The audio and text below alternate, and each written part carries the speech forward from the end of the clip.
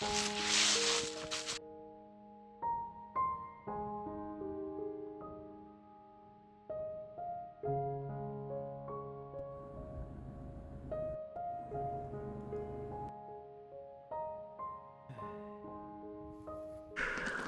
შემოვდივართ უკვე მამიას სახლთან. იქით გრძელდება ცივის გზა. ეს ღელია, რომელიც ჩამოდის მამიას სახლთან. იქით ხეებს შორის ხედავთ შენობას და ეხლა დავიწყოთ დათვალიერება. ეს ნახეთ როგორ კარგად ხარისხიანად იყო თავის დროზე ყველაფერი გაკეთებული, შესანიშნავი გალავანი. საკუთარ სახლში არ ექნება ესე კარგად გაკეთებული, პროსტოვეთ როგორც იყო ეს გაკეთებული. ეს გზა უკვე სამანქანე გზა, რომელიც მიდის ცივზე. მეორე გზაც არის, რომლითაც ჩვენ უშუალოდ ავდივართ, ის მოკლეა. იქ მანქანები ნაკლებად მოძრაობენ, უფრო გას 66-ები. ეს ნახეთ როგორ კარგად ხარისხიანად იყო ყველაფერი გაკეთებული. იყო ჭიშკარი, იყო დიდი კარი. ესე შემოხვიდოდი, მანქანას გააჩერებდი, დარჩებოდი და იქეიფებდი. ნახეთ კარი წაუღიათ, ეს ალბათ რაღაც არ მოეწონათ ამ დიდი კარის დაგვიტოვეს. გალავანის ნაშთები, ნანგრევები. ეს დოქიც კი ხალ იხაცამ დატოვა ინამუსა და აღარ წაიღო ეს. ეს დოქი სერიოზული არტეფაქტი იქნება. საყარაულო.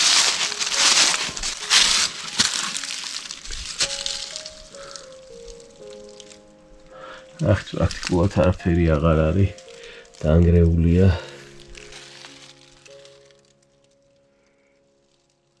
ვიღაც ყარაულობდა, ვიღაც კეთილ საქმეს აკეთებდა, უვლიდა ამ ყველაფერს. დავეთ შიგნით და მოგიყვებით ისტორიას.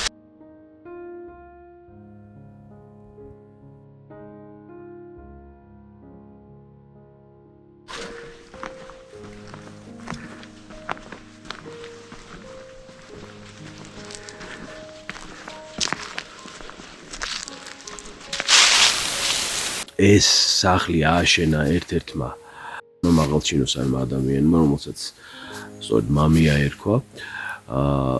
ააშენეს ეს სახლი მაშინ, როდესაც გაკეთდა გზა ცივზე, თაცივზე და ეს გაკეთდა მას შემდეგ, რაც გადამცემის სადგურები ანტენები აშენდა, ანუ აქ ჩერდებოდა ტრაქტორი, რომელიც სისტემატურად თასუფთავებდა გზას ცივზე.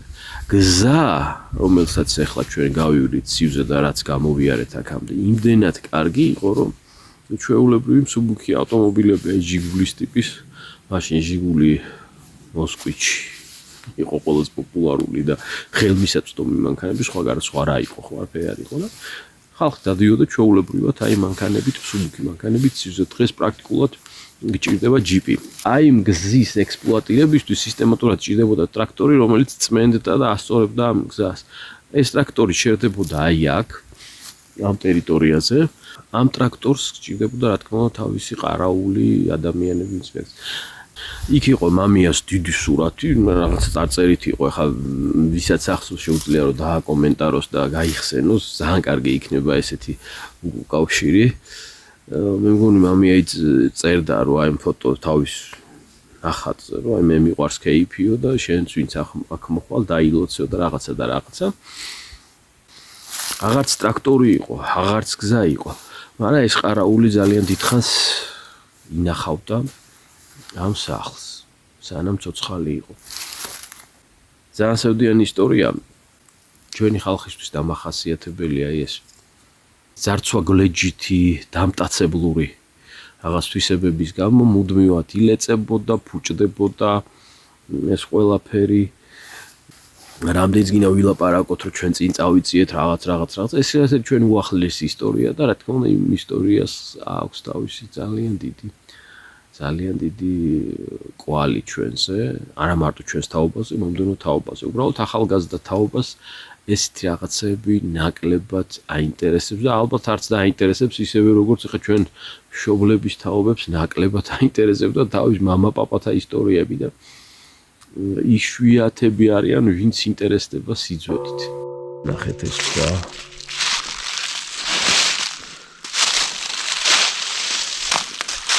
ეს რაღაცა გოლიათი ქვა, მონოლითი. ეს ულამაზესი ტყე. უკან მიდამოები რო გაჩვენოთ. ეს ზურგის ფასადია, ასე ვთქვათ. არაფერი პრაქტიკულად აღარ არის დარჩენილი. აი ზემოთ ულამაზესი შემოდგომის ტყეა.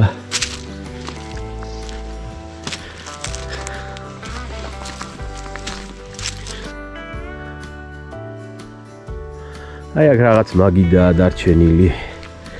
ღვთისმიერებმა ან დატოვეს, ან გაამზადეს, მოიტანეს.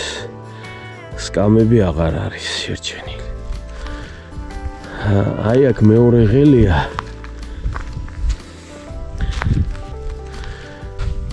მე მახსოვს რომ აი ეს ღელე რომელიც მოდიოდა აქეთ. აი აქ ავსებდა რაღაცა აუზს. აი ხედავთ იქით ხიდიც არის. ეხლა იმ ხიდზეც მივიდეთ. ეგ ხიდიც დავთვალიეროთ. ანუ იმდენად დახვეწილი ინფრასტრუქტურა იყო, აქ წყალი გადმოდის. წყალია გაყვანილი, მთიდან ჩამოხავთ. რკინის მილებით ეს ძველი ამბავი იქნება. მაგრამ აი აქ ნახეთ უკვე ყინულია. ქვა არის, ბეტონებით არის გაკეთებული. მე მახსოვს რომ აი აქ იყო აუზივით და თევზიც ყავდათ. ეს ჩემი წმინდა ბავშვური მოგონებებია და შეიძლება რაღაც ილუზიების და ფანტაზიებიც არის შერეული. წამოდით აი ხიდზე შევიდეთ, ნახოთ რა ხდება. ეს ნახეთ ქვები როგორ არის ესე ჩარჭმული, აშკარად რაღაცა იზოლირებულია ერთმანეთისაგან, დაბეტონებულია. რამდენი შრომ ხალხი ჩაყრილი ამ ყველაფერში, უბრალოდ ვიფიქროთ. აი ეს ხიდი, რაზეც გეუბნებოდით, როგორც ჩანს აქ წყალი იყო ამის ქვეშ, ასე ლამაზად. და არხი იყო ან ხიდი. და ალბათ ეს მილი მე ამ ხიდის ქვეშ გადიოდა მილით. აი სადაც გავდივართ, აი ასფალტია და ნახეთ ასფალტია და დაგებული. ესე გადიოდა ალბათ მე იქით და უკვე მე სახლი შესანიშნავი. კომფორტის და ხარისხის დონე ხალხ შეგიძლიათ განსაზღვროთ, თუნდაც იმით როგორი ტუალეტი იყო აშენებული, ნახეთ.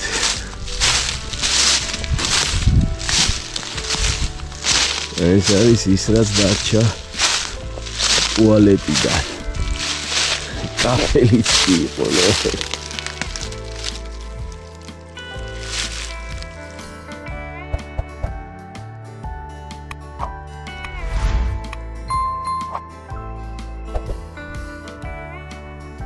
აი ესე ბილიკით აქედან უვლიდი ამას. ეს იყო რაღაცა აუზი, არხი. და ამაში ისვენებდი აქ. აი ეს მშვენივრე. ნუ მე ყოველ შემთხვევაში რაღაცა ბავშვობის ალუზია მაქვს. აქ ყავდი მამაჩემს წამოყვანილი რაღაც ერთ-ერთი დიდი კეისის დროს და აქ იყო თევზი, წყალი. ნუ დიდი რაღაცა წყალი იყო.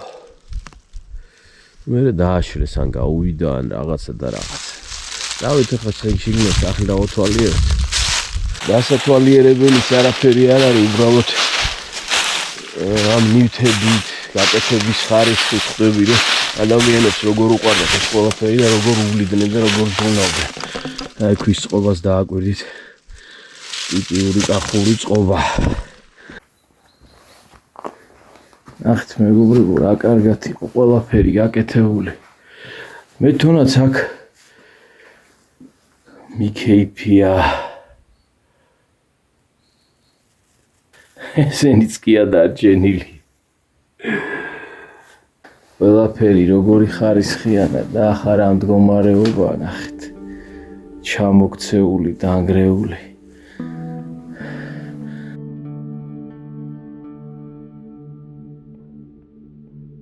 არაჩვეულებრივი დასასვენებელი და საკეიფო ადგილი იყო. ნახეთ რა, მყუდრო ბუხარი იყო, მაგიდები იყო იქით მეორე სუფრის გაშლა შეგეძლო ან დასვენება. სასწაული ადგილი იყო მით უმეტეს. სიგრილე, სიო, სიმშვიდე მყუდროება და დღეს აი რას ვხედავთ. ამის გაკეთება პრინციპში ალბათ უკვე რესტავრაცია შეუძლებელია, უნდა დაიშალოს ახლიდან და შენდეს, ან ვიღა გააკეთებს, მაგრამ არც დიდი პრობლემა არ არის. ძალიან სამწუხაროა, რომ ამდენი შრომა ასე განადგურდა. პრინციპში ჩვენ ქართველებს ესეთი რაღაც არც უნდა გვიკვირდეს. ეს ნახეთ, ჯერ კიდევ როგორი ხარისხიანია ყველაფერი, აგურები, იქ ჭერი, ყველაფერი ჯერ კიდევ კარი კიდე იღება, აბსოლუტურად პრობლემა არ აქვს. სულ აი რაღაც 10-15 წლის ნგრევის შედეგია და ძარცვის და არ ვიცი. აღსანიშნავია, რომ ბოლო ჩემი ვიზიტის დროს, ანუ ეხლა ხო ვაკეთებთ მეორედ ამოვედი, რომ გადამეღო, უფრო ხარისხიანი კადრები ამეღო. ეს იყო სულ 10 დღის წინ. და ამ ქარის შედეგად უშინ წინ არა და 3 დღის წინ იყო დიდი ქარი. ეს ყველაფერი ხეთ სახურავი ჯერი მთლიანად ჩამოიქცა, აღარც ბუხარი ჩანს, ალბათ მე ვიყავი ბოლო ვინც გადაიღო ეს ბუხარი, ყველაფერი ზედ დაეცა და ჩამოიქცა ჭერი. სამწუხაროდ აი ესეთი ამბავია.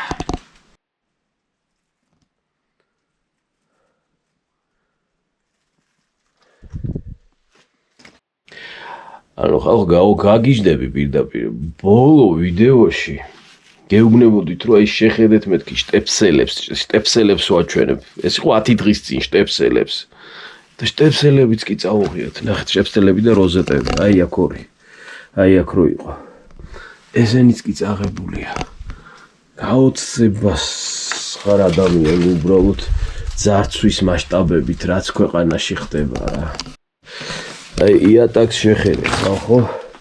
იატაკზეც კი იყო დაგებული ესეთი 4 ქართული აგური. ყველაფერი იყო გაკეთებული ჯიგრულ ქართულ პონტში. კიდე ბევრი რამე შეიძლება გავიხსენო, რა ვიცი, ხა რეგრესული ჰიპნოზი თუ ჩამიტარეს, ძალიან ბევრ რამეს გავიხსენებ, უბრალოდ ეხა ვერ მახსენდება, თორე მართლა ძალიან ბევრი რამეა გასახსენებ. საშინელებაა, რომ ესეთ შრომას და ესეთ კარგ რამეს ამ მდგომარეობამდე მიყვანილს ხედავ. წავედით, გავაგრძელეთ ჩვენი გზა, ეზოს აქედანაც გადავიღებთ. საინტერესოა, რომ აი ეს ასფალტი კიდე არის დარჩენილი, ასფალტია დარჩენილი, ნახეთ. კარია დარჩენილი.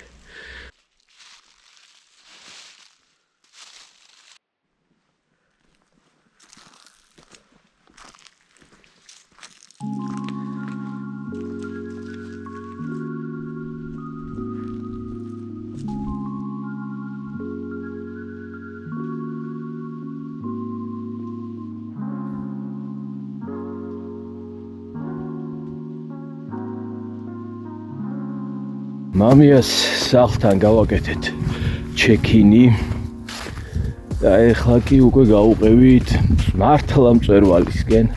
მზე გამოვიდა, მოძრაობა ტემპერატურის თვალსაზრისით შედარებით უფრო კომფორტულია, ანუ ის რაღაცა მწველი სუსხი აღარ არის და კარგი იქნება რაც შეიძლება მალე მივიდეთ. 9-20 წუთი უკლია ნელა მოვდივართ, რომ ძალიან არ დავიღალოთ, იმიტომ რომ მწვერვალზეც ბევრი გვაქვს სამოძრაო და გადასაღები. ესეც კავკასიონის დათოვლილი მთისწვერები, ნუ ჩანს.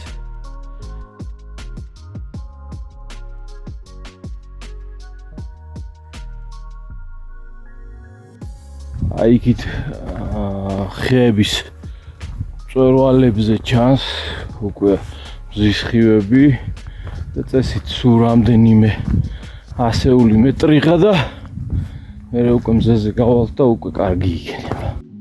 ძლივს გამოვედით მზით განათებულ სივრცეში. ეს განწყობილებას შემართებას ეტყობა. ცოტაღა დაგვრჩა მწვერვალამდე. ბოლო საფინიშო სპორტი. სპორტსმენები მოიწყიან და მე უკვე იქვართ. და მე გადავიღოთ უკვე ყველაფერი. უკიდეგანო სივრცეები. იქით საპირისპირო მხარეს კავკასიონი, ალაზნის ველი და ასე შემდეგ.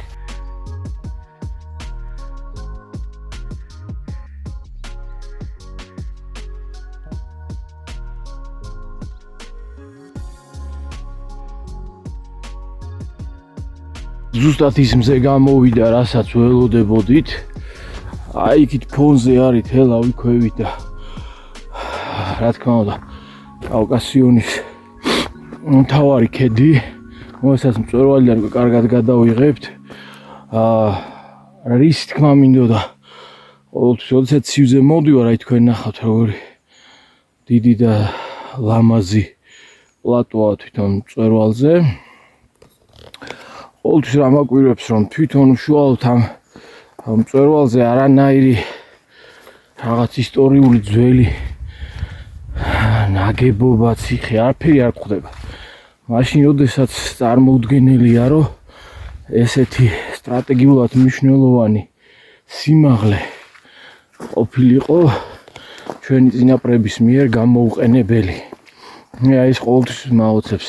რა თქმა უნდა, ცივის მთა არ არის მარტო ერთი უბრალოდ ეული მდგომი რაღაცა, ეს არის ცივგომბორის ქედის ერთ-ერთი ყველაზე მაღალი მთა, მაგრამ ქედია, რომელიც სიგრძეში თუ არ ვსწრები 119 კილომეტრია და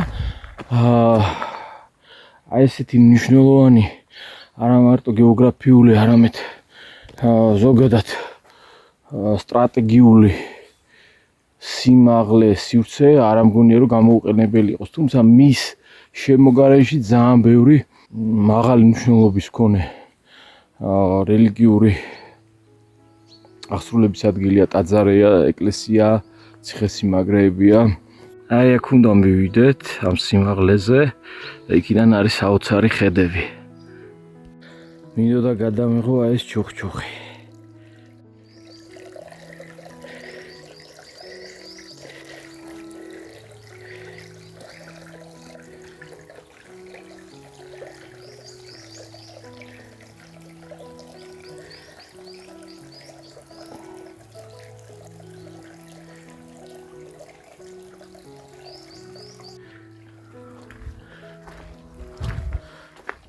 აი რაღაცა ბოლო 100 მეტრებიღაა დარჩენილი.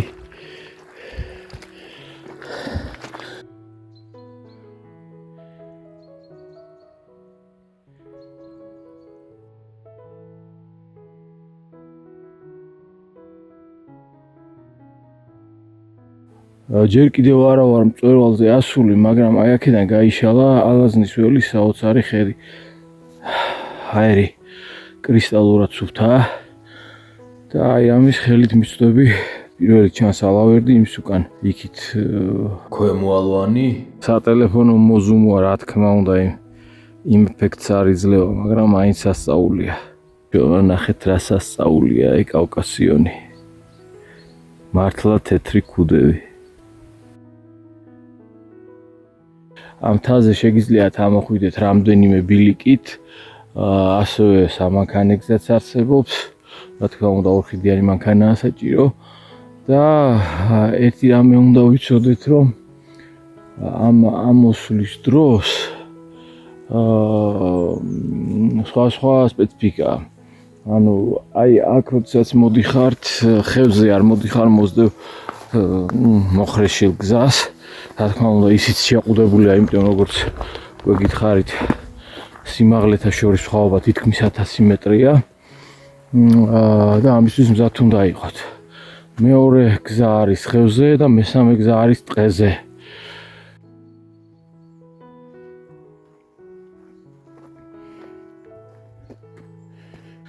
ეს ნახეთ მეგობრებო, რა სილამაზის ხე არის და აქედანვე კავკასიონზე რო გადავდივართ, თითქოს თავად ბუნებამ გაზარდა ზომაში და მოიტანა ახლოს.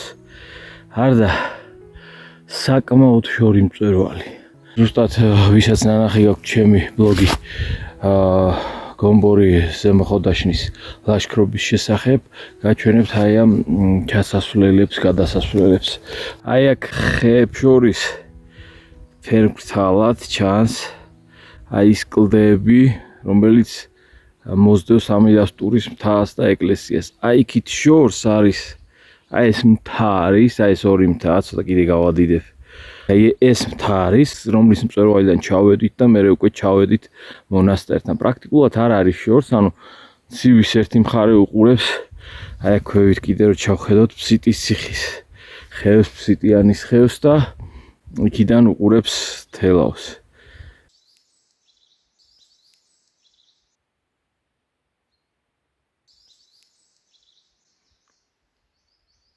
აი მზეა უკვე დილა 11-ის 20 წუთია. მაინც ვერ გამოვედით ამ ჭრდილიდან და ხელები გათოშილი მაქვს. ხელთათმანი კი მაქვს ამღებული, მაგრამ სანამ ზურგ ჩანთას ჩამოიხსნი. და შემდეგ ჯობია მივიდეთ, გავიდეთ მზეზე და ამ მზემ გაგვათბოს საქართველოს დიდმა მზემ, საოცარმა დღემ.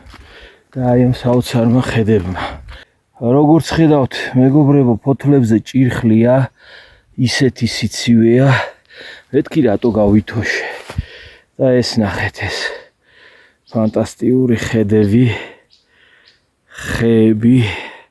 აი იქით ხეებს, იქით კავკასიონი, კიდე მოვზომოთ ცოტა.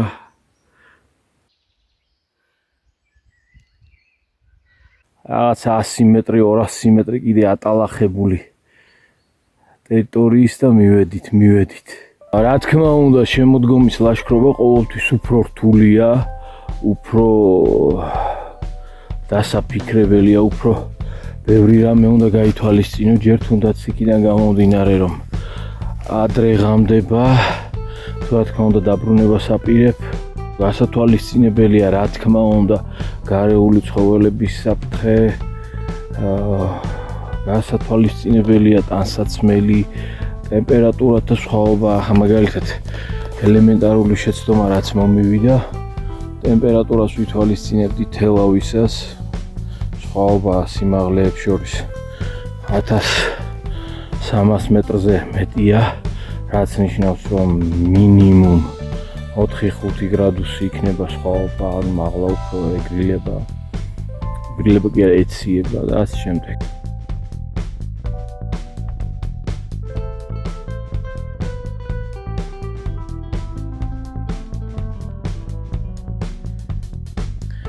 აი ეს მეგობრებო, ახალი შუამთის მონასტერია.